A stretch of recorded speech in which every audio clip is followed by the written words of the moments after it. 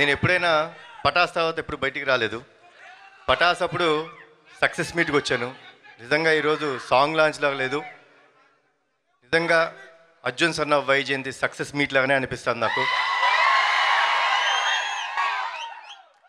ప్రతిసారి మీ మన్నలు పొందుదామని నేను ట్రై చేస్తుంటాను. కానీ ఈసారి డెఫినెట్గా టీజర్ లాంచ్లో చెప్పినట్టు అతనొక్కడే సినిమా మీకు గుర్తుంది కదా,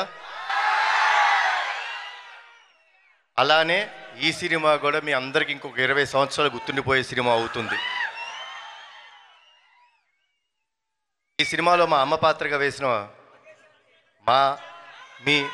మనందరి విజయశాంతి గారు యాక్సెప్ట్ చేయడం మూలంగా జరిగింది. సో అమ్మ థ్యాంక్స్ అలాట్. బింబిసార్ అటు వస్తుందిలే అమ్మ, ఫస్ట్ అర్జున్ సన్న వైజయంతి చూడండి.